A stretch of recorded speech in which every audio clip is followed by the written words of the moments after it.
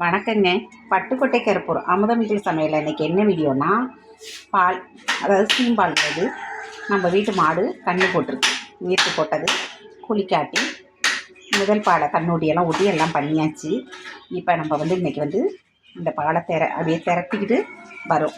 நாங்கள் கடும்பு சீம்பாலில் கிச்சனை கடும்புன்னு சொல்லுவோம்.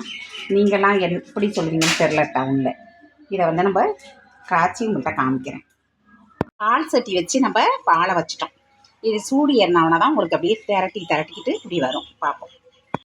பால் நல்லா காயணும் இல்லையா, அதனால் நம்ம இப்படி கிண்டி விட்டுக்கணும்.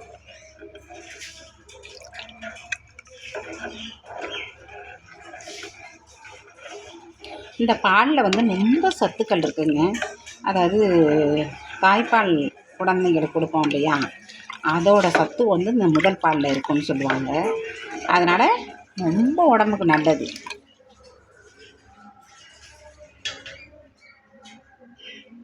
பால் திரட்டு பால் இங்கே பாருங்கள், திரட்டிடுச்சு. பாலாக இருந்துச்சு இல்லையா, இப்போ கட்டியாக வந்துடும். நல்லா நம்ம கலக்கி விட்டுக்கிட்டு இந்த பருவாயில் இந்த வெல்லத்தை சேர்ப்போம்.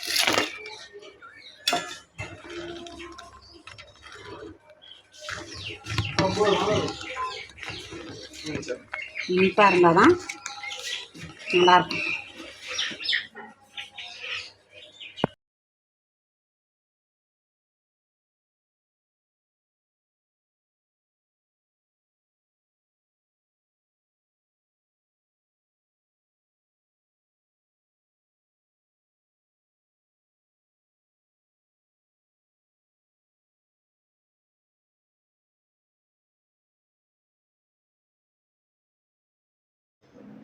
பாருங்கள், செம்மையாக நம்ம பால் சீம்பால் அதாவது கடும்பு ரெடி ஆகிடுச்சு.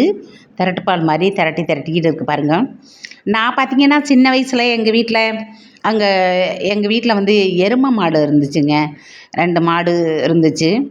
அதனோட இதை இப்போ காய்ச்சினிங்கன்னா கண்ணு புடையில பார்த்திங்கன்னா அவ்வளோ டேஸ்ட்டாக இருக்கும். எங்கள் அம்மா எங்களுக்கெல்லாம் காய்ச்சி கொடுத்துருக்காங்க. நான் விரும்பி சாப்பிட்ருக்கேன்.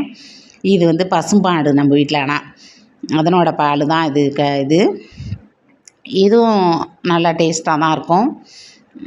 எங்கேயாவது நீங்கள் கிடச்சிச்சிங்கன்னா மிஸ் பண்ணாமல் சாப்பிடுங்க. உடம்புக்கு ரொம்ப நல்லது. இந்த வீடியோ உங்களுக்கு பிடிச்சுன்னா லைக் பண்ணுங்கள், ஷேர் பண்ணுங்கள், மறக்காம சப்ஸ்கிரைப் பண்ணுங்கள். ஃபுல் வீடியோ பாருங்கள். நன்றிங்க.